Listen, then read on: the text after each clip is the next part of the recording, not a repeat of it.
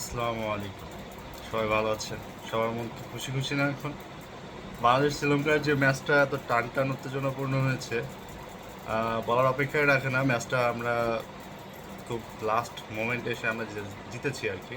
তো এইখানে একটা জিনিস খুব ভালো লাগলো, মাহমুদুল্লাহর বুড়ো হাড়ের ভেলকি, যেটা আমরা আবারও প্রমাণ পাইলাম যে পুরানো চাল ভাতে বাড়ে, প্রবাদে আছে। তার এক্সপেরিয়েন্স, সে 2006-07 থেকে সে খেলে আসছে, সে এবং সাকিব। আজ প্রায় 18-17 বছর হবে। তো এইখানে মাহমুদুল্লাহ যেভাবে ম্যাচটাকে লাস্ট মোমেন্টে এসে ফিনিশিংটা দিয়েছে, দারুণ একটা কাজ করছে সে, এবং তাকে ধন্যবাদ জানাই।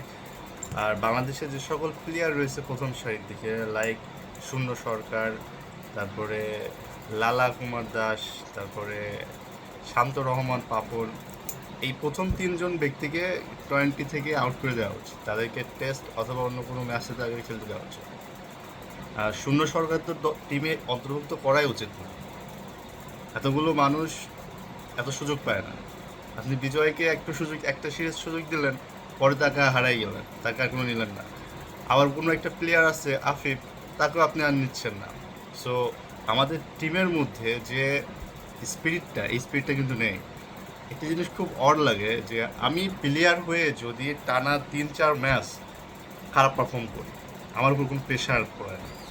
এটা আসলে মানে এটা দর্শক বলেন, এটা শুধু বাংলাদেশে সম্ভব, বাংলাদেশের প্লেয়ারদের ক্ষেত্রে এটা সম্ভব। তারা যদি 10 থেকে 20টা ম্যাচে যদি গোল্লা খায়, এত বড় বড় গোল্লা খায়, এবং একটা ম্যাচ যদি তারা 50 বা 100 করে, ওকে, এই ম্যাচের বদলে সে পরবর্তী আরও 20টা ম্যাচ খেলার ইনশিওরিটি সে পেয়ে যায়।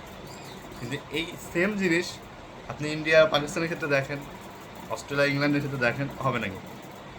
তাদের পুরো প্লেয়ার একটা সিরিজ ভালো করার পরে যদি পরবর্তী 2টা সিরিজ খারাপ করে, তাকে কিন্তু আর 3 নম্বর সিরিজের সুযোগ দেয় না। শুভমান গিলের মতো ব্যাটসম্যানে কিন্তু সুযোগ দেয়নি ইন্ডিয়া। অন্যদিকে পাকিস্তানের ক্ষেত্রে দেখেন ক্যাপ্টেন 43 বলে 44 রান করছে, এবং ম্যাচটা জিতা ম্যাচ তারা হারছে। লাস্ট বলের বাউন্ডারিতে প্লেয়ার না রাখার কারণে যে ভুলটা তারা করছে, তার খেসারটা দিতে হয়েছে দলের পারফরমেন্স দিয়ে, এবং তার ফল তারা পাচ্ছে এখন। যারা ইন্ডিয়ার কাছে হেরে যাবে আগামীকাল, এবং তারা এবং কোয়ালিফাই খেলতে হবে তাদেরকে 26 সালের T20 ওয়ার্ল্ড কাপে পার্টিসিপেট করতে হবে। তো আমাদের বাংলাদেশের টিম ম্যানেজমেন্টের উচিত যেভাবে হোক সুপার 8-এ ওঠা, তা না হলে আমাদেরকেও কোয়ালিফাই ম্যাচ করতে হবে 2026 T20 বিশ্বকাপের জন্য, যেটা ইন্ডিয়া এবং শ্রীলঙ্কায় হবে। সো এইখানে একটা জিনিস খুব মজা লাগলো, তৌহিদ হৃদয় হাসারাঙ্গে যে 3 বলে 3 ছয় মেরেছে, এটা খুব ভালো একটা কাজ করছে। শ্রীলঙ্কার এই প্লেয়ার বা এই জেনারেশনকে দেখবেন, তারা বাংলাদেশের প্রতি বা বাংলাদেশের প্লেয়ার প্রতি একটা ঘৃণাবোধ রয়েছে, একটা অবজ্ঞাবোধ রয়েছে, যেটা 23 বিশ্বকাপ থেকে শুরু হয়েছে আর কি, বেশি আর কি। সো সাকিবের প্রতি আপনাদের এক্সপেকটেশন এত বেশি হওয়া উচিত না যে সাকিব একাই খেলে দেবে আর বাকি 10জন আমতো আমতো যাবে, তা হবে না। একটা ক্যাপ্টেন, জাহাজের যদি একটা ক্যাপ্টেন সবসময় জাহাজকে মেনটেন করে এবং সেভ করে, কিছু সময় কিন্তু ক্যাপ্টেনেরও প্রয়োজন হয় রেস্ট নেওয়া বা সেটব্যাক হয়।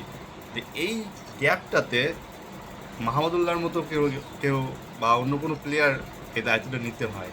তা না হলে সে যখন ওই পর্যায়ে যাবে, তাকে কিন্তু এই একই জিনিস ভোগ করতে হবে। একই সঙ্গে সাকিবেরও খেলার উন্নতিটা পুরো প্রয়োজন, বিশেষ করে ব্যাটিংটা যখন প্রয়োজন, তার কাছ থেকে ব্যাটিংটা বেশি স্পেশাল আশা করা হয়। এবং তিনি নাম্বার 1 অলরাউন্ডার বর্তমান T20-তে। সো তার বলিংয়ে যতটা আমরা স্পিন দেখি, উইকেট দেখি, ব্যাটিংয়ের ক্ষেত্রেও ঠিক ততটাই আমরা এক্সপেক্ট করি, স্পেশালি যখন সিচুয়েশন ডিমান্ড করে।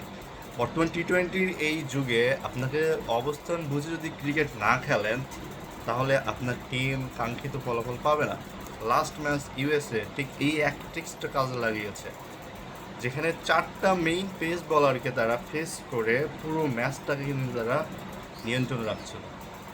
এই যে আধিপত্য বিস্তার করে একটা ম্যাচের উপরে, সিচুয়েশন বুঝে স্ট্রাইক নেওয়া, রানকে আগায় নেওয়া, আবার সিচুয়েশন বুঝে রানকে ধরে রাখা, এই জিনিসটা কিন্তু আমেরিকার প্লেয়ারদের মধ্যে দারুণভাবে এটা ফুটে উঠছে, এবং ম্যাচুর প্লেয়ার যেটাকে বলে আমরা।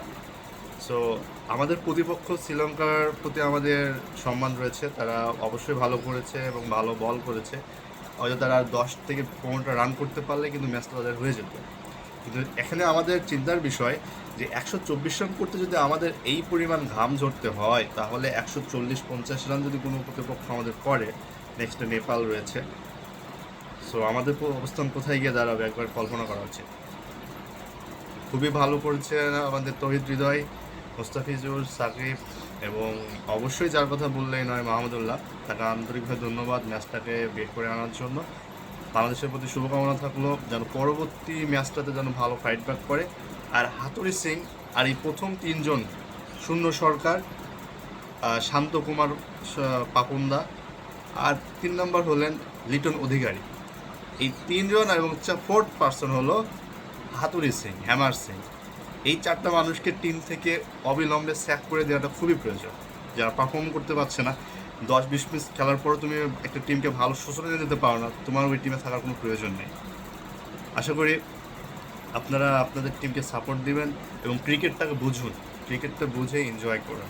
আর ভুলেও ক্রিকেট নিয়ে কখনোই জুয়া খেলবেন না। আর এই জুয়াটা এতটাই অ্যাডিক্টেড, যদি একবার আপনার মধ্যে ঢুকে যায়, আপনার পরিবারের জন্য ভুক্তভোগী হবে, আপনার লাইফের জন্য ভুক্তভোগী হবে। সবাই ভালো থাকবেন। আসসালামু আলাইকুম।